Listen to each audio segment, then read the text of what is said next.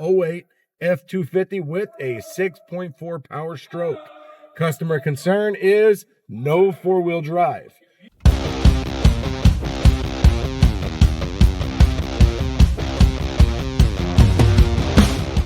Nuts and bolts with Tone here, guys, and welcome to my channel. This is my first diagnostics after being off for 4 months. So I'm gonna walk you through the steps that I go through for this concern. First thing I'm gonna do, turn the key on.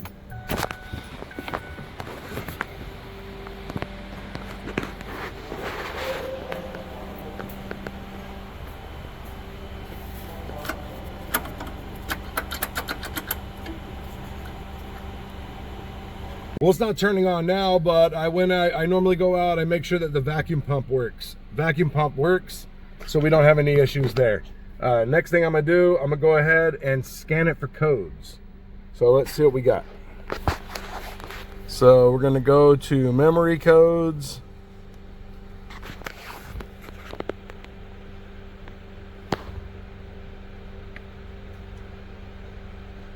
And here we are. We have transfer case two-wheel drive solenoid circuit fault and transfer case differential lockup solenoid circuit fault. So we're gonna go check those out. All right, so the first thing we're gonna do is scan for codes now. And here are the codes that I got. I've already scanned it and I already cleared the codes. So this is what I had right here. The two-wheel drive solenoid circuit fault, the turbocharger, the transfer case differential lockup solenoid circuit fault, four-wheel drive mode select switch circuit fault, and low voltage at module. So what I did was, and what I encourage anyone to do when you're working with a Ford and you have circuit fault codes, and Ford is really the only one that does this. So we're gonna go scan for codes and we're gonna go look at the memory codes.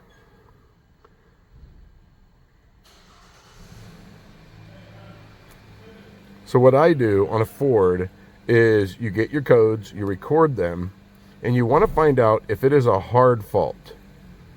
So you're going to go and you're going to clear your codes. Record all your freeze frame data. We're dealing with the transfer case, so there's no freeze frame data. Then you're going to cycle the key off. I like to do it 2 times.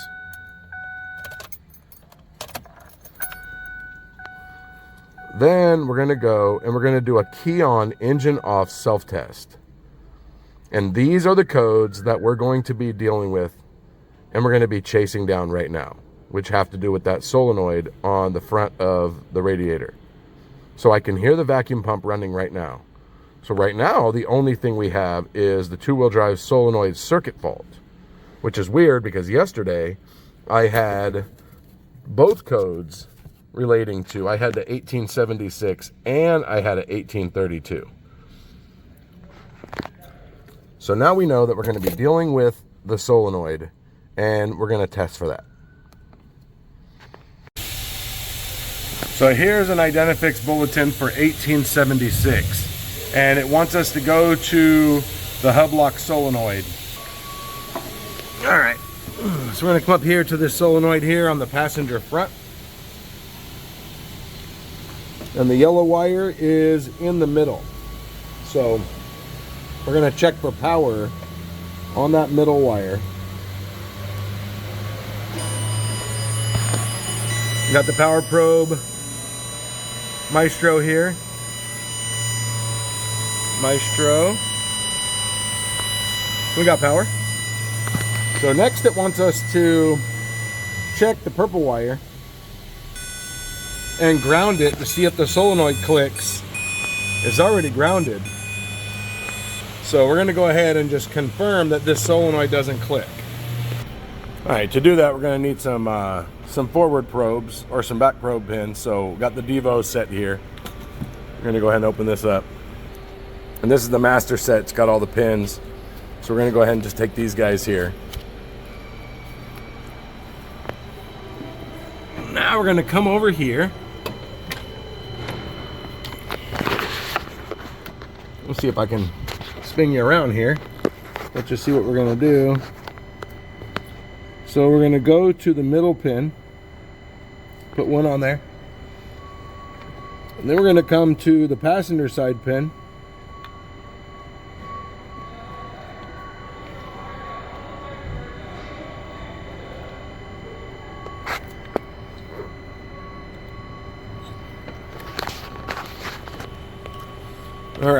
So now, you didn't know this, on a power probe, you have this lead that comes off of here, and this is ground. So this supplies ground. You don't have to click anything for ground. So this is the passenger side pin. So we're gonna go ahead and connect our ground to that.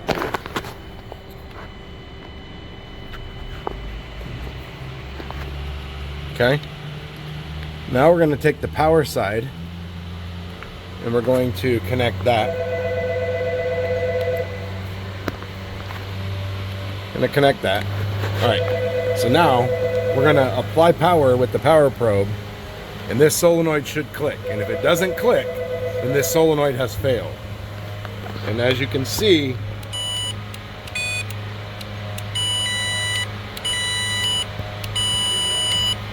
you can't hear a click there. I can't feel a click, I can't feel anything. So this is gonna be the first step, replacing this solenoid, and then we will recheck. So here's what we're testing right here, this electronic shift on the fly solenoid. And we have the yellow and gray wire, which is power, and we have the violet and right there where it says hub unlock. So we have ground with the key on, engine off. So this could be an issue. However, the thing about electrical is if you don't understand how something is operating, you can only test for what's in front of you. Well, what we have in front of us is we have a solenoid that does not work. So it's possible that there is a module problem or a switch problem somewhere else that's causing that solenoid to be activated all the time. However, when we disconnect the connector and we power and ground it, it does not click, it does not operate. So we have to start with the solenoid first. And then, but when we sell this, I have to make sure that I notate that there could be an issue with the switch. I had a code in the beginning for selector switch problem, and there also could be a module problem or wiring problem. This is a first step solenoid, and then we're gonna retest after we replace this solenoid. And before we put the solenoid on, we're gonna actually power and ground it and make sure it clicks. Here, I'm taking my power probe and we're going to hook it up just like before. The terminal on the right there, we're going to hook that up to ground from the power probe. And the one in the middle, we're going to hook up to the power probe and we're going to apply power. And we're going to see if we can hear it click. Now the audio got messed up, so I have to record this. You couldn't hear it click, but it was clicking. It just was very faint. There was a lot of background noise. So, but this solenoid is testing good. Another way to tell if a solenoid is open is it's a 3-pin solenoid. So this side gets power and this side gets grounded to operate it. So it's got power here all the time. It's got ground over here that activates it. Well, the original truck, when I hooked up to it, I went over here and I hooked up here and my power probe read nothing. So let me mute this. So this right here from your power probe is ground. So when you hook this up to one side of a solenoid and you have this end hooked up to the other side of a solenoid, you should be showing ground on your power probe. The one in the truck had no ground. Easy way to tell if your solenoid is completely open other than ohm testing it.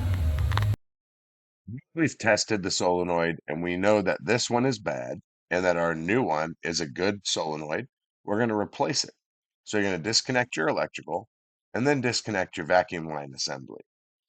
It's a little port that has 2 ports on it, but it's one vacuum line that comes in. Well, it's really 2, but it comes together as one.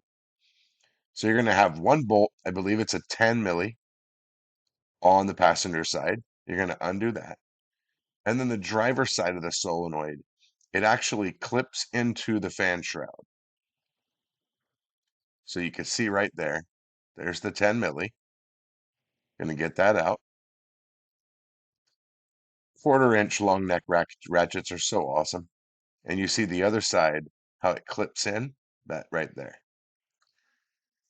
And putting on the new one is going to be the same, just the opposite. So we're just going to slide it into the little channel. Going to stick the 10 in there. just to get it started.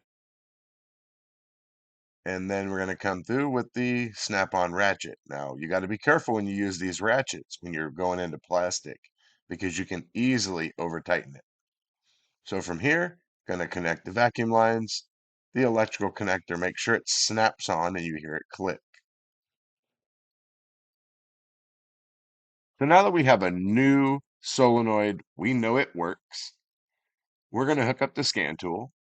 What I love about the Snap-on scanner is that it has the history here, and you could click on it and it automatically connects to a vehicle.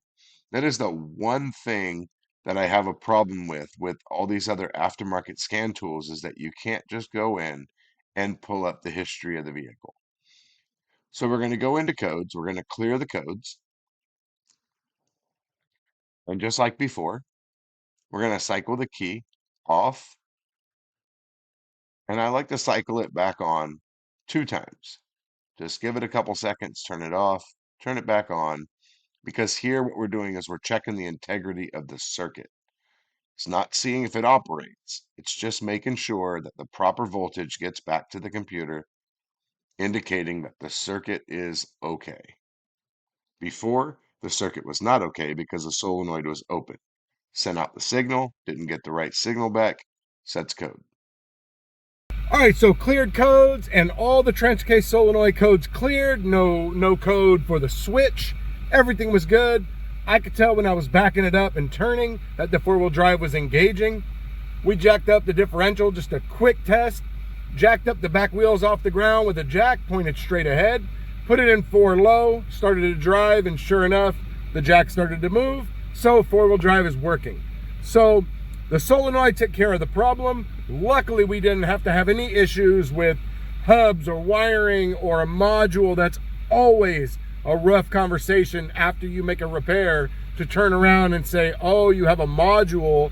Maybe that's why the solenoid went bad, or you have a short in the wiring, something like that. So, gonna call this one a fix. So, anyways, thanks for watching the video. Hit the like button, hit the subscribe button, and hit the bell. You get notified of all my future content, which you definitely don't want to miss.